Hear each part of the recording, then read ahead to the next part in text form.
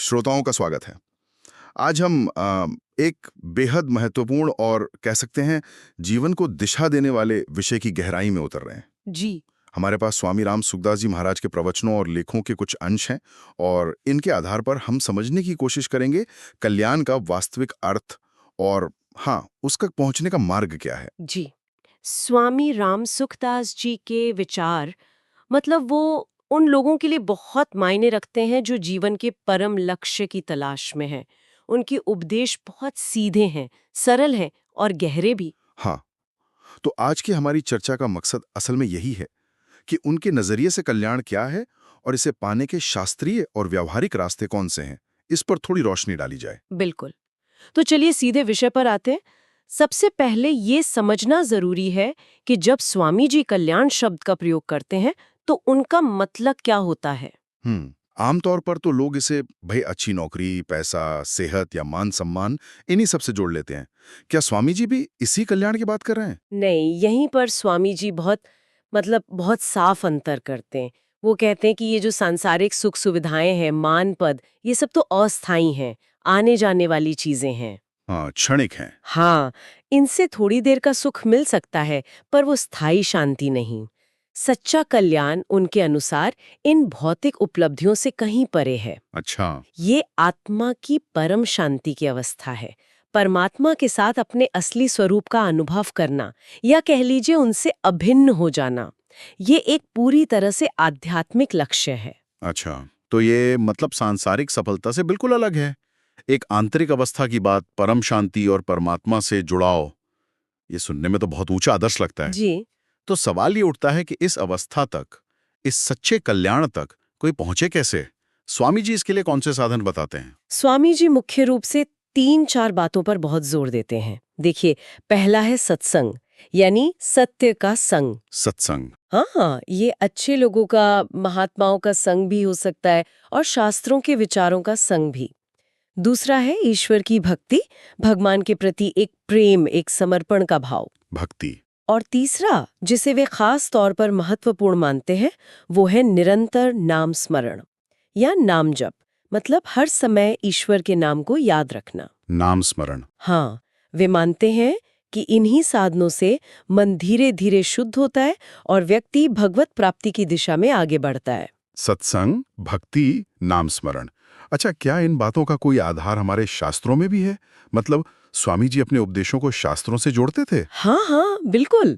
स्वामी जी की यही तो विशेषता थी कि वे अपनी हर बात को शास्त्र प्रमाणों से पुष्ट करते थे। जैसे देखिए, ईश्वर की कृपा या शरणागति की बात आती है ना, जी। तो कठोपनिषद का एक मंत्र है जिसका भाव ये है कि परमात्मा न तो केवल प्रवचन सुनने से मिलते हैं, न बहुत बुद्धि लगाने से, न ही ढेरों शास्त्र पढ़ लेने से। अच्छा, तो फिर कैसे? वे तो उसी को मिलते हैं जिस पर वो स्वयं अपनी कृपा करते हैं, जिसे वो चुन लेते हैं। तो ये दिखाता है कि हमारी कोशिशों के साथ साथ ईश्वर की कृपा या उनकी शरण लेना कितना जरूरी है। और गीता में भी तो भगवान कृष्ण ने ऐसा ही कुछ कहा है ना, जहां वे अपने भक्तों की पूरी जिम्मेदारी लेने की बात करते हैं। हाँ, आपने बिल्कुल सही याद दिलाया। गीता के 9वें अध्याय का वो 22वां श्लोक बहुत प्रसिद्ध है। अनन्यास चिंतयन्तो माम ये जना पर्युपासेते तेषाम नित्याभियुक्तानाम योगक्षेमम वहाम्यहम्। हाँ। इसका सीधा सा अर्थ है कि जो लोग अनन्य भाव से, मतलब किसी और सहारे की इच्छा न रखते हुए, केवल मेरा ही चिंतन करते हुए मेरी उपासना करते हैं, उन हमेशा मुझ में लगे हुए भक्तों का योगक्षेम मैं स्वयं वहन करता हूँ। यहाँ ये योगक्षेम क्या है? क्या ये सिर्फ सांसारिक जरूरतें पूरी करना है या कुछ और? योगक्षेम बड़ा गहरा शब्द है ये। योग का मतलब है जो प्राप्त नहीं है उसे प्राप्त कराना, और क्षेम का अर्थ है जो प्राप्त हो गया है उसकी रक्षा करना। अच्छा, प्राप्त कराना और रक्षा करना। हाँ, तो भगवान कहते हैं कि जो पूरी तरह मुझ पे निर्भर है, उसकी आध्यात्मिक और सांसारिक दोनों तरह की जरूरतों का ध्यान मैं रखता हूँ। उसके कल्याण की पूरी जिम्मेदारी मेरी है। ये शरणागति का मतलब एक अद्भुत आश्वासन है। वाह! इसी संदर्भ में वो नाम स्मरण की शक्ति को लेकर एक कथा बहुत मशहूर है, अजामिल की। हाँ, अजामिल। क्या आप उसके बारे में थोड़ा बताएंगे? हाँ। वो नाम की महिमा को कैसे दर्शाती है? हाँ, अजामिल की कथा श्रीमद् भागवत में आती है और ये दिखाती है कि भगवान के नाम में कितनी जबरदस्त शक्ति है। अजामिल एक ब्राह्मण था, लेकिन वो कुसंगति में पड़कर बहुत ही पाप में जीवन जीने लगा था। सारे बुरे कर्म किए उसने। जब उसकी मृत्यु का समय आया और भयानक दिखने वाले यमदूत उसे लेने आए तो वो बहुत डर गया। तो डर के मारे उसने भगवान को पुकारा होगा फिर? नहीं, यही तो बात है। उसने भगवान को नहीं पुकारा। डर के मारे और शायद मोहवश उसने अपने सबसे छोटे बेटे को आवाज लगाई, जिसका नाम उसने नारायण रखा हुआ था। बेटे का नाम नारायण था? हाँ, और जैसे ही उसके मुंह से नारायण नाम निकला, यमदूत वहीं रुक गए और तत्काल वहां भगवान विष्णु के पार्षद प्रकट हो गए। अरे! हाँ, उन्होंने यमदूतों को रोक दिया और कहा कि इसने मरते समय भगवान नारायण का नाम लिया है, इसलिए तुम इसे नहीं ले जा सकते। अरे, मतलब उसने तो अपने बेटे को पुकारा था, भगवान को याद करके नहीं। तो क्या इसका मतलब ये हुआ कि नाम में इतनी शक्ति है कि भाव या इरादा उतना मायने नहीं रखता जितना स्वयं नाम का उच्चारण? बिल्कुल। स्वामी जी इसी बात पर बहुत जोर देते थे। अजामिल की कथा यही तो दिखाती है कि भगवान का नाम अपने आप में इतना पवित्र और शक्तिशाली है कि अगर वो किसी भी तरह, चाहे अनजाने में, मजाक में या किसी और संकेत से मुंह पर आ जाए, तो भी अपना असर दिखाता है। वाह! हाँ, वो कल्याण करने में सक्षम है। अब सोचिए, अगर अनजाने में लिए गए नाम का इतना असर है, तो फिर श्रद्धा और प्रेम से लिए गए नाम का कितना प्रभाव होगा। ये तो वाकई सोचने वाली बात है कि केवल नाम में इतनी शक्ति छुपी हुई है। अच्छा, क्या कल्याण का ये रास्ता सिर्फ इन्हीं कुछ गिने चुने शास्त्रों तक ही सीमित है या और भी ग्रंथ इसी ओर इशारा करते हैं? नहीं, स्वामी जी तो विभिन्न शास्त्रों से प्रमाण देते थे कि अंतिम सत्य एक ही है और सभी शास्त्र उसी ओर संकेत करते हैं। जैसे श्रीमद् भगवद गीता का सार कहा जाने वाला श्लोक है 18वें अध्याय का 66वां। अच्छा, कौन सा? सर्वधर्मान् परित्यज्य मामेकम शरणम व्रज, अहम त्वाम सर्व पापेभ्यो मोक्षे यष्यामि मा शुचः। हाँ, ये तो बहुत प्रसिद्ध है। इसका अर्थ है, सब धर्मों को छोड़कर केवल मेरी शरण में आ जाओ, मैं तुम्हें सारे पापों से मुक्त कर दूंगा, तुम चिंता मत करो। पर यहाँ ये सब धर्मों को छोड़कर, इसका क्या मतलब है? क्या हमें अपने सारे कामकाज, जिम्मेदारियां छोड़ देनी चाहिए? ये थोड़ा उलझन भरा लग सकता है। ये बहुत महत्वपूर्ण सवाल है। हाँ, स्वामी जी समझाते थे कि यहाँ धर्म का मतलब सिर्फ पूजा पाठ या मजहब भर नहीं है। अच्छा। यहाँ धर्म का अर्थ बहुत व्यापक है।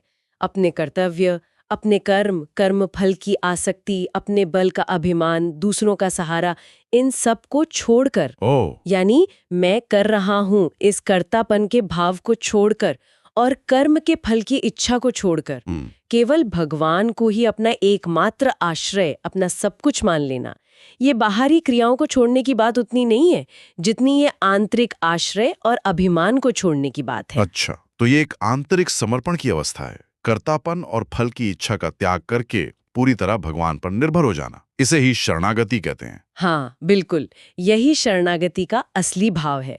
इसी तरह देखिए, श्रीमद् भागवत महापुराण में भक्त प्रहलाद भक्ति के 9 प्रकार बताते हैं। 9 प्रकार? जी हाँ, 9धा भक्ति। श्रवणम, भगवान की लीला कथा सुनना। कीर्तनम, उनके नाम गुणों का गान करना। विष्णु स्मरणम, उनका निरंतर चिंतन करना। पाद सेवनम, सेवा करना। अर्चनम, पूजन करना। वंदनम, प्रणाम करना। दास्यम, सेवक भाव रखना। सख्यम, मित्र भाव रखना। और आत्मनिवेदनम, अपने आप को पूरी तरह भगवान को सौंप देना। ये 9 रास्ते हैं। हाँ, ये सभी रास्ते भक्ति के हैं और भक्ति अंततः कल्याण यानी भगवत प्राप्ति तक ले जाती है। इनमें से कोई भी एक रास्ता ठीक से पकड़ ले तो काम बन सकता है। आपने शुरू में सत्संग का जिक्र किया था। रामचरितमानस में भी तो सत्संग पर बहुत जोर दिया गया है। जी, खासकर भय से मुक्ति के लिए, है ना? निश्चित रूप से। मानस में तो कई जगह पर सत्संग की महिमा गाई गई है। एक चौपाई है ना, बिनु सत्संग विवेक न होई, राम कृपा बिनु सुलभ न सोई, सत्संगत मुद मंगल मूला, सोई फल सिद्धि सब साधन फूला। हाँ, सुनी है। यानी बिना सत्संग के विवेक नहीं जागता और सत्संग राम जी की कृपा के बिना आसानी से मिलता भी नहीं। सत्संगति ही आनंद और कल्याण की जड़ है। बाकी सब साधन तो फूल की तरह हैं और सत्संगति ही फल और सिद्धि है। अच्छा। और हाँ, यहाँ सत्संगति का मतलब सिर्फ संतों के पास बैठना ही नहीं है। उनके उपदेशों को सुनना, मानना और शास्त्रों के वचनों का अध्ययन, मनन करना, ये सब भी सत्संग ही हैं। ये सब हमारे विवेक को जगाते हैं और सही रास्ते पर चलाते हैं। ये सब बातें बहुत गहरी हैं जी। लेकिन स्वामी राम सुखदास जी की एक बात जो मुझे हमेशा बहुत आकर्षित करती है, वो ये है कि उन्होंने इन गहरी आध्यात्मिक बातों को आम आदमी के लिए भी सुलभ बताया। मतलब गृहस्थ जीवन जीने वालों के लिए भी। अक्सर ऐसा लगता है ना कि ये सब तो शायद साधु संतों के लिए ही है। आपने एकदम सही मुद्दे पर ध्यान दिलाया। ये स्वामी जी के उपदेशों का शायद सबसे क्रांतिकारी और आशा जगाने वाला पहलू है। वे बार बार कहते थे कि कल्याण पाने के लिए घर बार छोड़ना जरूरी नहीं है। या कोई खास वेश बनाना जरूरी नहीं है। हाँ, कोई भी व्यक्ति, चाहे वो किसी भी आश्रम में हो, गृहस्थ हो, वानप्रस्थी हो, वो कल्याण का अधिकारी है और उसे प्राप्त कर सकता है। जरूरत है सही समझ की और सही साधन अपनाने की। तो फिर एक गृहस्थ जो अपनी रोजमर्रा की जिंदगी में पारिवारिक और सामाजिक जिम्मेदारियों में लगा हुआ है, वो कैसे इन साधनों को अपने जीवन में उतारे? स्वामी जी इसके लिए क्या व्यवहारिक तरीके बताते थे? वे व्यावहारिक जीवन में कल्याण साधना के लिए मुख्यतः वही 3 आधार बताते थे जिन्हें हमने पहले भी छुआ था, पर उन्हें रोजमर्रा की जिंदगी में ढालने पर वो बहुत जोर देते थे। हाँ, कौन से थे वो? नियमित रूप से समय निकालकर संतों के प्रवचन सुनना या शास्त्रों का पाठ करना, स्वाध्याय करना। आजकल तो ये ऑडियो वीडियो किताबों के माध्यम से घर बैठे भी कितना आसान हो गया है। सही बात है। हाँ, इससे हमारी बुद्धि सही दिशा में रहती है। दूसरा, नाम जप। इसे तो वे सबसे सुलभ साधन मानते थे। कहते थे काम करते हुए, चलते फिरते, उठते बैठते मन ही मन भगवान का नाम लेते रहो हर समय। हाँ, इसके लिए कोई अलग समय या जगह निकालने की जरूरत नहीं। ये अभ्यास धीरे धीरे स्वभाव बन जाता है। और तीसरा, निस्वार्थ सेवा। अपने परिवार की, समाज की या जिस भी काम में हम लगे हैं, उसे भगवान की सेवा समझकर करना। फल की इच्छा रखे बिना और मैंने किया ऐसा अभिमान रखे बिना। ये जो निस्वार्थ सेवा की बात है, ये तो गीता के मूल संदेश कर्मयोग से बहुत मिलती जुलती है ना? वो प्रसिद्ध श्लोक है, कर्मण्येवाधिकारस्ते मा फलेषु कदाचन। हाँ, बिल्कुल। गीता का अध्याय 2 श्लोक 47 यही कहता है, कर्मण्येवाधिकारस्ते मा फलेषु कदाचन मा कर्मफल हेतुर्भू मा ते संगोस्त्व कर्मणि। यानी कर्म करने में ही तुम्हारा अधिकार है, उसके फलों में कभी नहीं। इसलिए तुम न तो कर्मों के फल का कारण बनो और न ही कर्म न करने में तुम्हारी आसक्ति हो। स्वामी जी इसी निष्काम कर्मयोग को व्यवहारिक जीवन में उतारने की बात करते थे। जब हम अपना काम पूरी लगन से, ईमानदारी से, केवल कर्तव्य समझकर या ईश्वर की पूजा समझकर करते हैं और उसका नतीजा क्या होगा, उससे मुझे क्या मिलेगा, इस चिंता को छोड़ देते हैं, तो वही कर्म हमारे बंधन का कारण बनने के बजाय हमारे चित्त को शुद्ध करता है और हमें कल्याण की ओर ले जाता है। जैसे कोई उदाहरण? जैसे मान लीजिए एक डॉक्टर है, वो अपना काम मरीज की सेवा समझकर करे।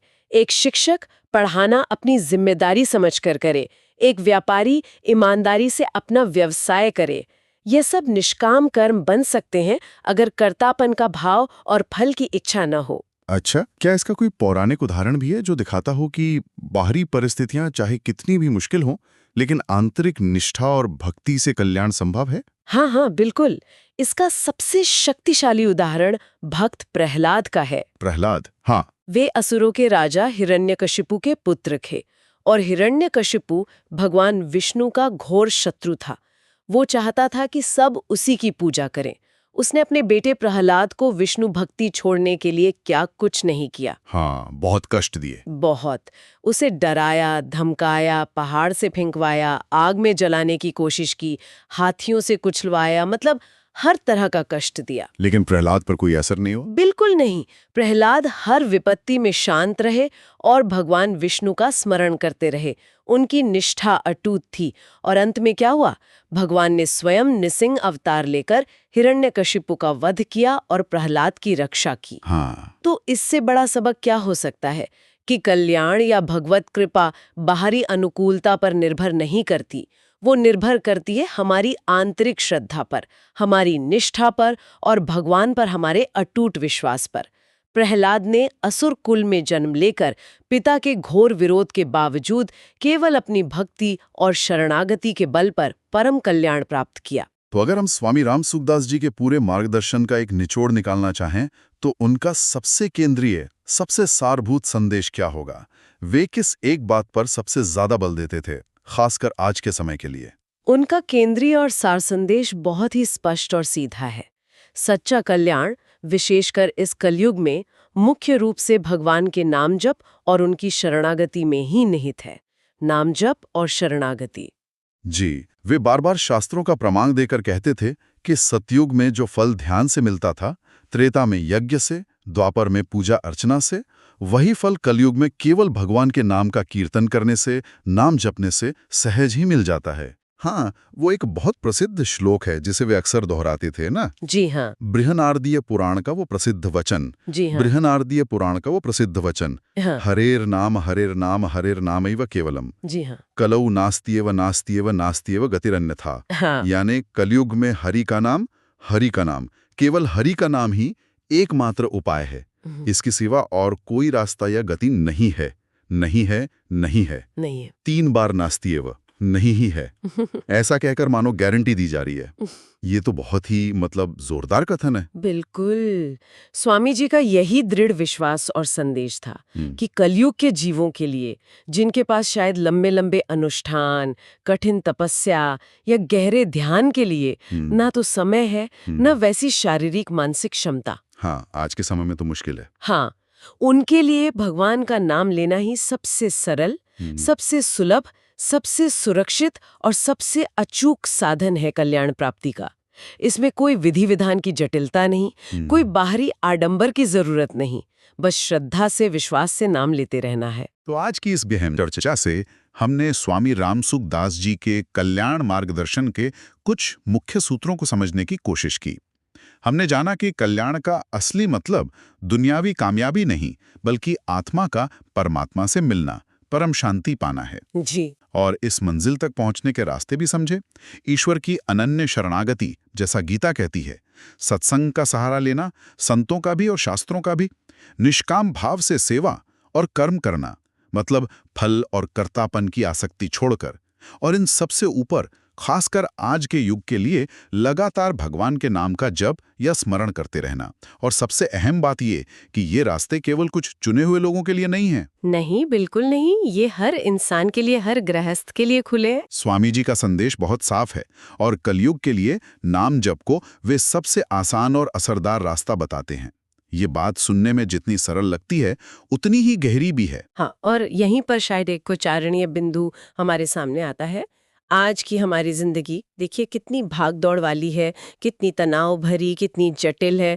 हम सब समय की कमी, ध्यान भटकने की समस्या, इन सब से जूझते हैं। सही बात है। ऐसे में क्या नाम जप जैसा साधन, जो दिखने में इतना ज्यादा सरल लगता है कि कई बार शायद हम उसकी शक्ति को कम आंक लेते हैं, क्या ये वास्तव में हमारे आध्यात्मिक कल्याण का सबसे व्यावहारिक और सुलभ दरवाजा बन सकता है, जैसा स्वामी रामसुखदास जी इतने विश्वास और बल के साथ कहते थे? क्या इसकी यही सरलता ही इसकी सबसे बड़ी ताकत है?